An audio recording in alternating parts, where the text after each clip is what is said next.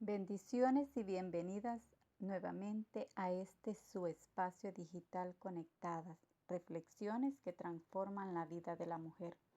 En esta ocasión me gustaría que meditáramos juntas en el Dios de toda gracia.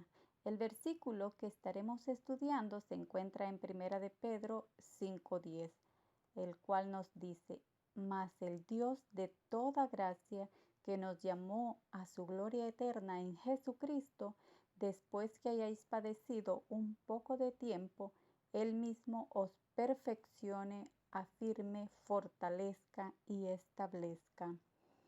Es interesante, hermanas, ver que Pedro termina su carta haciéndonos recordar la gracia de Dios. Y de hecho, en nuestro sufrimiento por Cristo y luchas espirituales es importante que recordemos primeramente la provisión de Dios, pues Él es el Dios de toda gracia, como nos dice en la primera parte del versículo 10.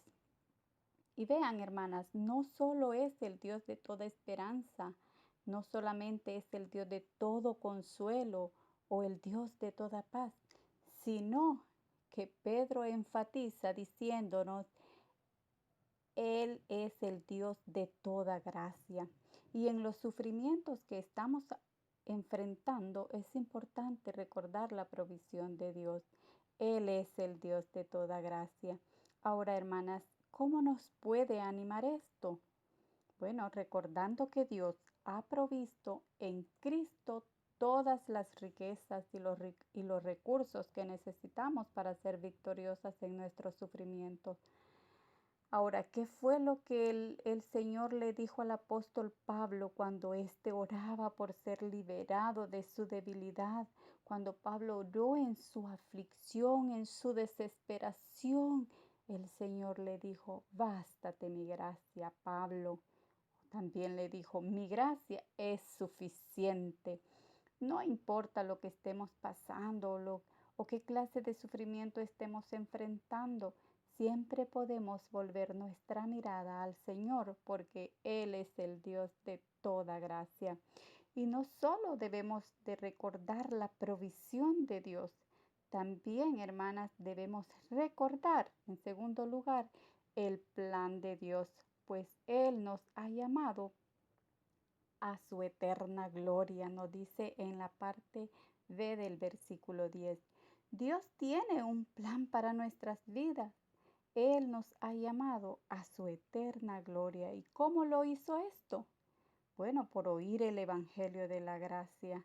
En segunda de Tesalonicenses 2:14 nos dice claramente: a lo cual os llamó mediante nuestro Evangelio, para alcanzar la gloria de nuestro Señor Jesucristo.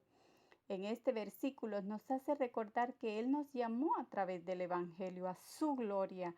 Así que cuando escuchamos el Evangelio y creímos en Jesucristo como nuestro Salvador, fue asegurado que a los que Él justificó, a esos también glorificó. Un día, amadas hermanas, un día yo voy a disfrutar de la gloria de Dios.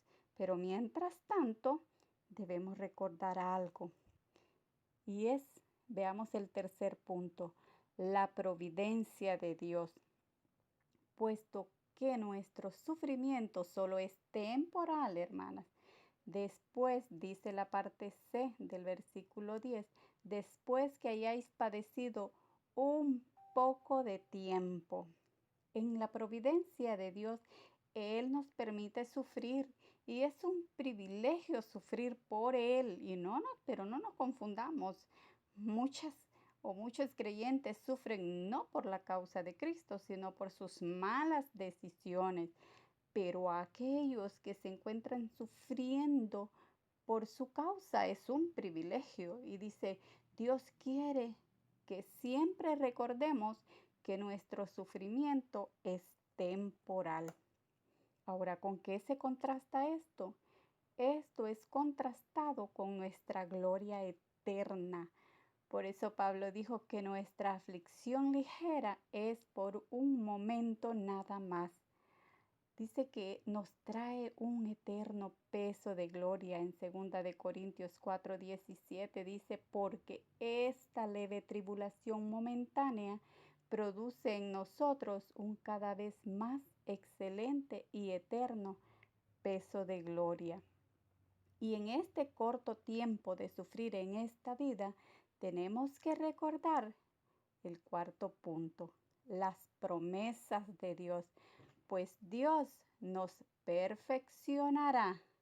Nos dice en la parte D del versículo 10, nos perfeccionará, nos establecerá, nos fortalecerá y nos afirmará por medio de nuestro sufrimiento por su voluntad.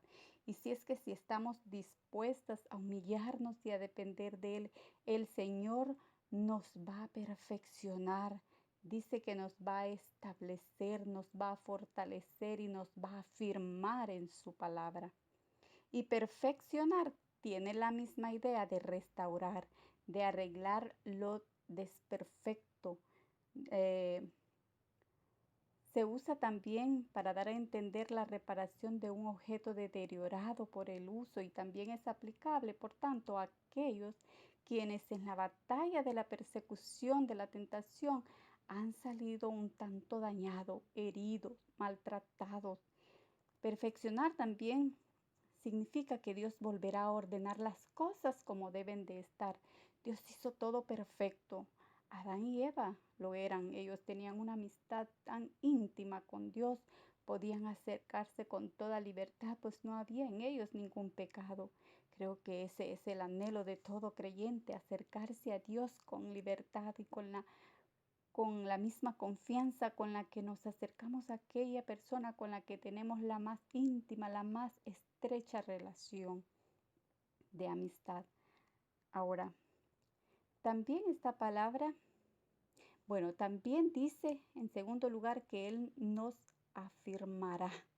Y afirmar es poner firme, dar firmeza a algo, asegurar o dar por cierto algo. En Lucas 22:31 dijo el Señor a Pedro y le dijo, Simón, Simón, he aquí, Satanás os ha pedido para zarandearos como a trigo, pero yo he rogado por ti que tu fe no falte. Y tú, una vez vuelto, confirma a tus hermanos. Este es un relato donde vemos que Jesús le está profetizando al apóstol Pedro lo que iba a suceder y Jesús se estaba refiriendo a la negación. Pero a la vez Jesús le da un aliciente, una promesa de que él no estaría solo, pues Jesús mismo oraría por Pedro al Padre para que la fe de Pedro no menguara, no faltara. Y esta, hermana, es un buen ejemplo para nosotras, que el Señor afirme de igual manera nuestra fe, pues aunque Pedro cayese, bueno, y ustedes lo saben, por cierto, él cayó. Su fe, sin embargo, no se fue abajo porque era la fe que operaba Dios en él. Y ni hombre alguno, ni demonio, ni tan siquiera los pecados de Pedro, las vacilaciones de Pedro, las dudas de Pedro pudieron nunca menguar el brillo hermoso de aquella fe, no fundada, hermanas, en la sabiduría de los hombres, sino en el poder de Dios, como nos lo dice en 1 Corintios 2:5. La fe de Pedro tenía muchas conmociones o vacilaciones, pero se hallaba afirmada sobre la verdad de su Dios, sobre la persona y la obra y la justicia de Jesucristo. Una fe bien afirmada así por el Dios de toda gracia es lo que reconcilia el corazón y lo atrae para usarlo en su ministerio. Ahora, también nos va a fortalecer, nos fortalecerá con su poder. Y vemos cómo Dios fortaleció al apóstol Pablo en 2 Corintios 12, en los versículos del 5 al 10. Vemos que Pablo no tenía fuerza alguna. Era de apariencia insignificante, nos describe.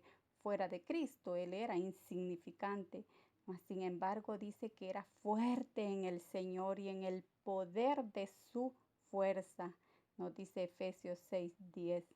Él era capaz de hacer todas las cosas a través de la fuerza que le proporcionaba Cristo. Lo vemos en Filipenses 4:13, donde dice, todo lo puedo en Cristo que me fortalece. Él estaba fortalecido con todo poder conforme a la potencia de su gloria para toda paciencia y longanimidad. Nos lo dice en Colosenses 1:11. También, veamos por último, dice, nos establecerá. Establecidos significa plantados, arraigados como una fundación. Qué gran bendición es estar plantados y arraigados en la fe de tal manera como para no movernos de la esperanza del Evangelio en Colosenses 1:23. Es una gran bendición estar reposado sobre el seguro fundamento de Dios, que aunque vengan ríos y soplen fuertes vientos, aunque venga un sinfín de problemas, pruebas, adversidades, estaremos firmes en la roca fuerte, en Jesucristo, quien es nuestro fundamento, bien cimentadas, bien establecidas en el Dios de toda gracia. Y ese es mi ruego, eso es mi oración, que el Señor nos perfeccione, nos afirme, nos fortalezca y nos establezca en el nombre de Jesús. Amén.